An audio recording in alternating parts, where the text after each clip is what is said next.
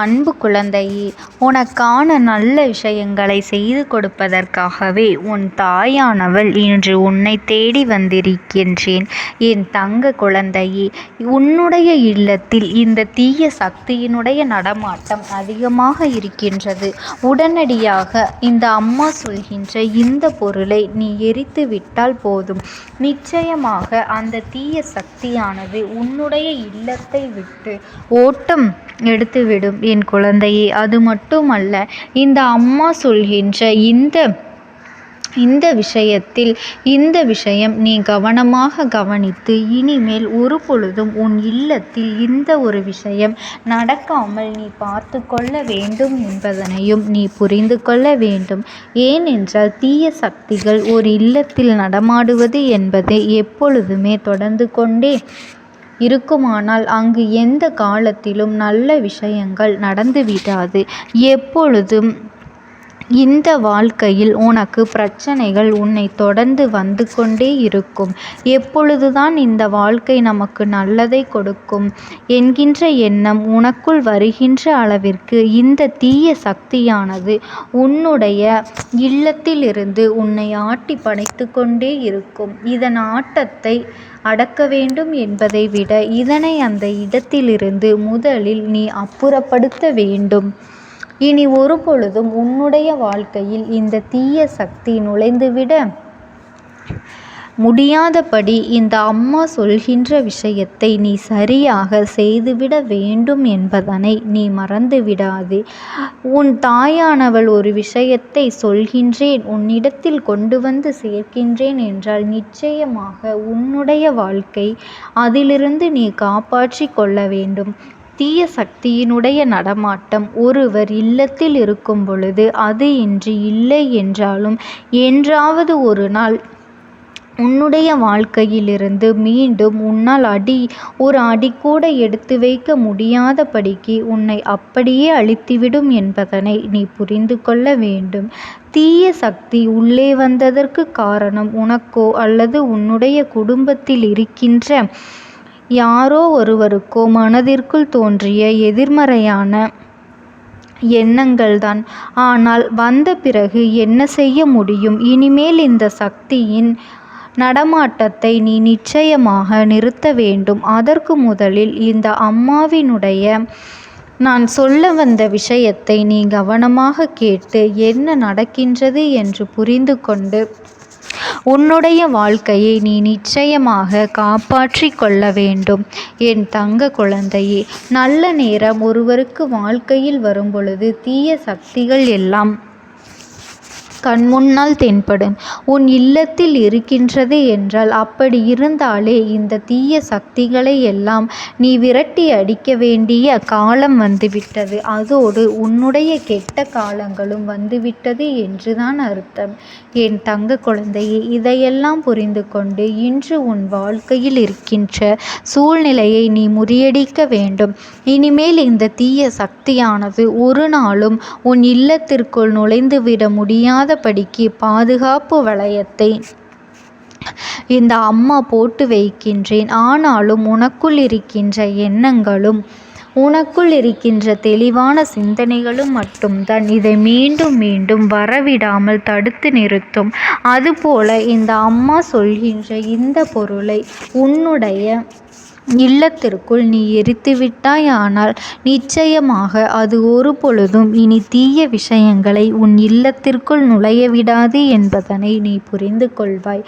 என் குழந்தையே, நாம் நினைக்கலாம் இது நம்முடைய இல்லத்திற்குள் நடக்கின்ற விஷயம், நாம் செய்கின்ற விஷயம், இது எப்படி நம் இல்லத்திற்குள் தீய சக்தியை வரவழைக்க முடியும் என்று நீ யோசிக்கலாம். என் தங்க குழந்தையே, நிச்சயமாக முடியும். தீய சக்தி என்பது என்ன? ஒருவருக்குள் எதிர்மறையான எண்ணங்களை உருவாக்கி அவர்கள் வாழ்க்கையை அழிக்க நினைப்பது தானே தீய சக்தி. இந்த எதிர்மறையான எண்ணங்களை நீயே உனக்குள் உருவாக்கி கொண்டாய் என்றால் அது அந்த தீய சக்திகளுக்கு இன்னமும் அதிகப்படியான இடத்தை கொடுக்கும் அல்லவா? நாம் சிந்திக்கின்ற விஷயங்கள், யோசிக்கின்ற விஷயங்கள் எதுவாக இருந்தாலுமே அது நேர்மையாக இருக்கும் வரை வாழ்க்கையில் எந்த பிரச்சனையுமே இல்லை.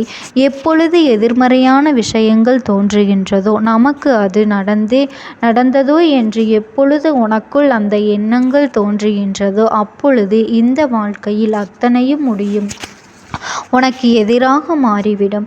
தீய சக்திகளும் அங்கே உன்னை கொண்டாட்டமாக, குதூகலமாக உன் இல்லத்திற்குள் தங்கிவிடும் என்பதனை நீ புரிந்து கொள். இந்த அம்மா சொல்வது உனக்கு புரிகின்றதா? நாமாக வரவழைத்து விட்ட ஒரு விஷயத்தை நினைத்து இப்பொழுது பதற்றமடைந்து கொண்டிருக்கின்றோம்.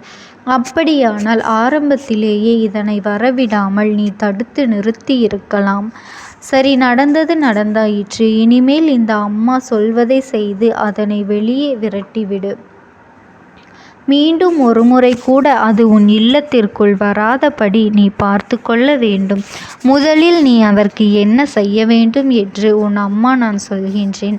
அதிலும் குறிப்பாக இந்த செவ்வாய்க்கிழமையில் இதை நீ செய்துவிட்டாயானால் இனி ஒரு பொழுதும் உன்னுடைய இல்லத்திற்குள் இந்த தீய சக்தியினுடைய நடமாட்டம் வந்துவிடாது. எப்பொழுதும் நேர்மறையான சிந்தனைகளோடு இருந்து இந்த வாழ்க்கையில் உனக்கான சந்தோஷங்களை நீ நிறைவாக பெற்றிட எப்பொழுதும் மனமகிழ்ச்சியோடு இருந்து கொண்டிருந்தால் போதும். எல்லாமுமே உன்னை நல்வழிப்படுத்தும் என்பதனை நீ தெரிந்து கொள்ள வேண்டும். எல்லா மாற்றங்களையும் நீ நிச்சயமாக உணர்ந்து கொள்வாய் என் பிள்ளையே. இந்த அம்மா சொல்கின்ற இந்த விஷயத்தை நீ செவி கொடுத்து கேள். ஏனோதானோ என்று கேட்டு எந்த ஒரு விஷயத்தையும் நீ அரைகுறையாக விட்டு விடாதே. ஒரு தீய சக்தி இருக்கின்றது, இதை நீ எரித்துவிடு என்று நான் சொல்கின்றேன் என்றால் உடனடியாக நீ நிறைய செலவு அம்மா வைத்து விடுவாளோ என்று நினைக்காதே. உன் அம்மா ஒரு பொழுதும் என் பிள்ளைகளை கஷ்டப்படுத்துவதில்லை. உன் வாழ்க்கையிலிருந்து இந்த தீய சக்திகளினால் நீ அனுபவித்து கொண்டிருக்கின்ற கஷ்டங்களை விடவா நான் பெரிய கஷ்டத்தை அனுபவித்து விடப் போகின்றேன் என் தங்கமே. அதனை நீ புரிந்து கொள்ள முயற்சி செய் என் குழந்தையே. முதலில் உன்னுடைய இல்லத்திற்குள் பச்சை கற்பூரம் இருக்கின்றதா என்று சோதித்துப்பார். பச்சை கற்பூரம் இருக்கின்ற இடத்தில் தீய சக்தியினுடைய நடமாட்டம் சற்றென்று நடந்து விடாது. இந்த பச்சை கற்பூரத்தை நீ வருகின்ற கார்த்திகை தீபத்தன்று இரவு நிச்சயமாக உன்னுடைய பூஜையில் தீப ஆராதனையில் இதனை வைத்து காட்டு. அது மட்டுமல்ல, உன்னுடைய தூப ஆராதனையில் இன்று நீ காற்றுகின்ற தூபத்தில் சாம்பிராணி போடுகின்ற பொழுது அதனோடு சேர்த்து 2 ஏலக்காயையும் போட்டு அந்த புகையை உன்னுடைய இல்லம் முழுக்க, அதாவது உன் இல்லத்தில் இருக்கின்ற அத்தனை மூலை முடுக்குகளிலும் இந்த ஏலக்காயை போட்டு தூப ஆராதனையை நீ காண்பிக்க வேண்டும். அப்படி காண்பிக்கின்ற பட்சத்தில் எங்கிருந்தாலும் எதிர்மறை ஆற்றல்கள் வெளியேறிவிடும். இனி ஒரு பொழுதும் உனக்கு நன்மைகள் நடக்காது என்று சொன்னவர்கள் மத்தியில் இனி உனக்கு நல்லது மட்டுமே நடக்கும் என்பதனை நிச்சயமாக நீ புரிந்து கொள்வாய். எப்பொழுது என்ன நடந்தாலும் அதனை நிறைவாக நீ பெற்றிட இந்த வாழ்க்கை எப்பொழுதுமே உனக்கு மிகப்பெரிய உறுதுணையாக இருக்கும் என்பதனை நீ தெரிந்து கொள்வாய். அம்மா சொல்கின்ற ஒரு விஷயத்தை நீ உன் வாழ்க்கையில் நடத்துகின்றாய் என்றால் அந்த விஷயத்திலிருந்து உன்னுடைய வெற்றியை நீ உறுதியாகவும் மனநிறைவாகவும் பெற்றுக்கொள்வாய் என்பதனை முதலில் நீ புரிந்து கொள்ள வேண்டும். இந்த அம்மாவினுடைய நாட்டம் உன் இல்லத்தில் இருக்க வேண்டும் என்று நினைப்பதாலும் இல்லத்திற்குள் தெய்வ சக்தி நடமாட்டம் இருக்க வேண்டும் என்று எதிர்பார்ப்பதும் உண்மை என்றாலும் இதனை நீ உன் இல்லத்திற்குள் நிச்சயமாக எரிக்கத்தான் வேண்டும். இந்த ஏலக்காயை அந்த தூப ஆராதனையில் இருக்கின்ற அந்த நெருப்பில் போட்டு உன் இல்லம் முழுக்க இந்த புகையை காண்பித்து பார். நிச்சயமாக உனக்கே ஒரு நல்ல மாற்றங்கள் தெரியும். என் அன்பு குழந்தையே, நீ எதை நினைத்தும் கவலைப்படாதே. இந்த தாயானவளினுடைய அன்பும் ஆசீர்வாதங்களும் உனக்கு என்றென்றைக்குமே முழுமையாக கிடைத்து கொண்டே இருக்கும். ஓம் சக்தி. ஓம் ஆதிபரா சக்தி.